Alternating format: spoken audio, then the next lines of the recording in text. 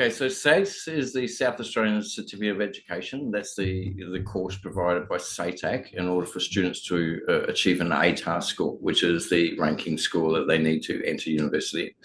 So it's a course run with the idea that they'll take their four best scores That's out ATAR. of 20. That's for their ATAR. That's the way SACE operates in measuring them.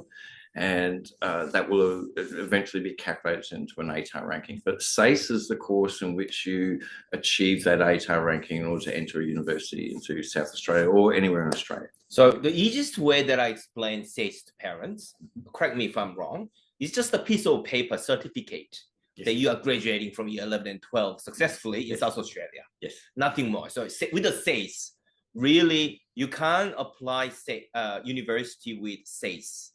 You have to have an ATAR through SACE. It must be converted to an ATAR. Correct. And you have to accumulate 200 points to successfully finish SACE. Yes. And that 200 points can be from any subjects. Like it can be drama, it can be music, it can be drawing, whatever it is, right? Yeah. So SACE can be very broad. You just got to get 200 points. Yeah. Specifically, it'll depend on what courses you enter into university, on which subjects you actually choose to do in SACE. That's right. Yeah.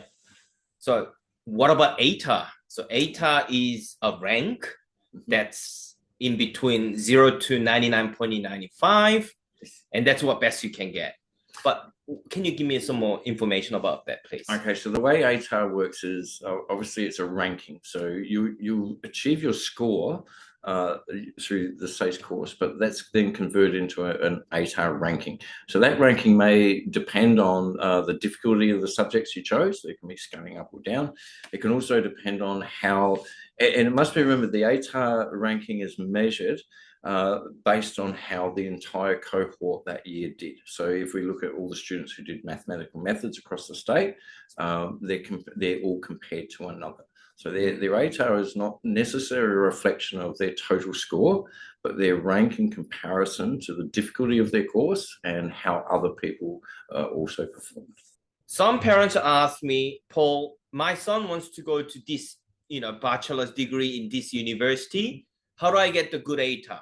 Or what's the process of getting good ATAR? ATAR rank is coming from 5 subjects from stage 2, which is normally referred to year 12. Yes. Yeah. So it's not really year 10 or year 11, but year 12 subjects. Is that correct? That's correct. That's a big point of confusion.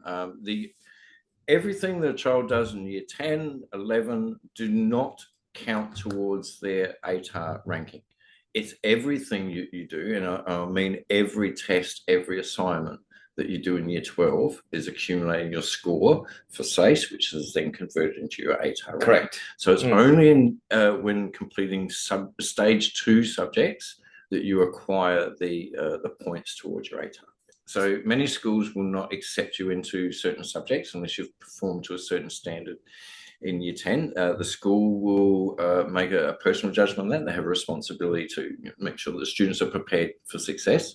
Also, there are, when you're looking at, for example, if you want to do spec math in year 12, you have to do spec math in year 11. You can't just suddenly pick it up in year 12. So that's right. Year 11 becomes like a full dress rehearsal where you enter the stage 1's region of the subjects you're studying, and the stage 1 prepares you to complete the stage 2. Stage 2 is where you will actually accumulate your scores for ATAR ranking. Everything we do from that age to the end of year 10 is entirely to prepare students for senior school in year 11. Whether they're doing SACE or IB, chemistry is chemistry, physics is physics, no matter what course you do.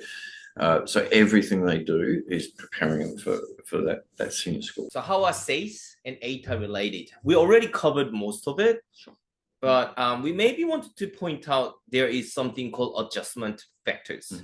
Yeah, would you be able, or scales? Scales, yeah. Okay. So if you are, the more complex or more difficult subjects you do, for example, spec math is infamously a very advanced subject, very difficult subject to do. So your score could then be scaled upwards to recognise that difficulty. Whereas if you do a much easier subject, let's say Drama, for example, you're going to be scaled down quite dramatically. So the most practical example I'll give you is there is a university here in South Australia who advertise that they would take med students at a 90 ATAR who have only done general maths. However, students doing general math will be scaled down so dramatically that 90 ATAR will become almost impossible to achieve. Right. So when we're looking at the course you wish to, the degree you wish to pursue and your subject choices, it's wrong attitude to think I'll go for the easiest subjects and get the highest score in those, because you will be scaled down. Maybe you want to use this as an example. Yeah. So the case study we have here is Emily. Her raw scores, the actual marks she attained before scaling. If you look at the specialist mathematics, 85%. If you look straight to after scaling, the specialist mathematics was scaled up by 10%. Because of the challenging of the subject. And in this case, now, it may have also been to do with how other spec math students did across the state.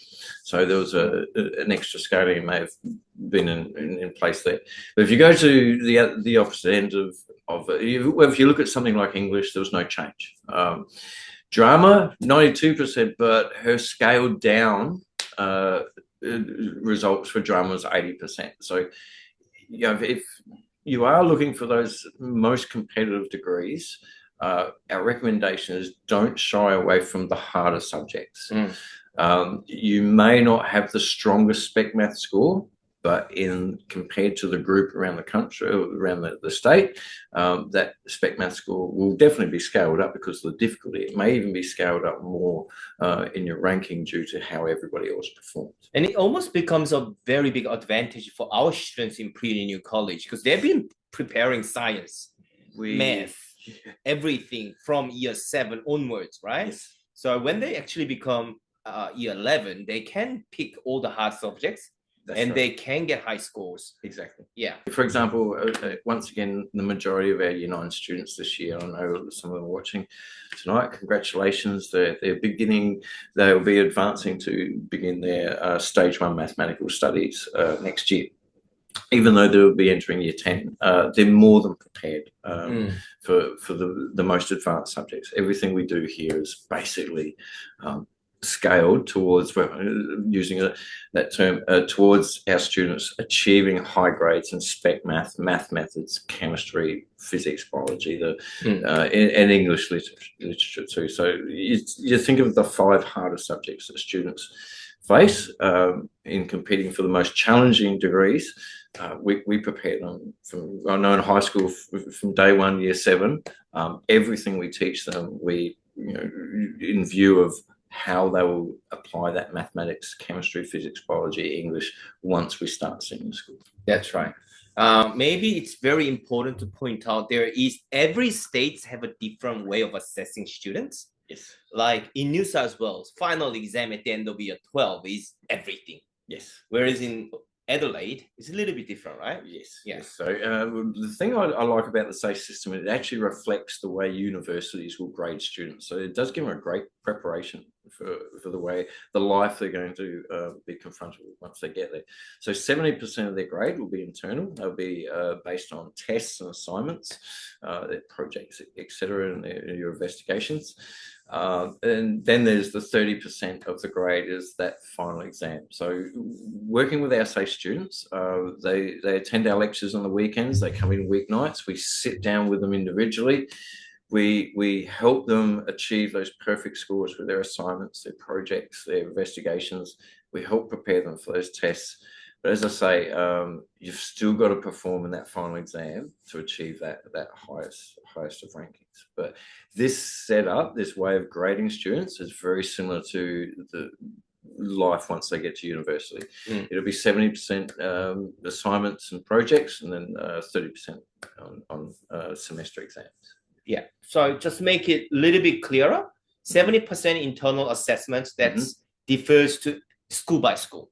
Exactly. And 30% external assessment is, for example, mathematical method. Yes. The same test, final exam for everyone in South Australia. Every single student. So the way the SACE board actually monitors the internal assessment, you do find the students from different schools, they're all doing the same level of work. They may have some different questions or different questions posed to them in their assignments, but the level and what's being measured in those tests and assignments is exactly the same regardless of the school they go to. Okay, that's good to know. So individual teachers may have individual investigations they set for various reasons, but they're all measuring exactly the same thing.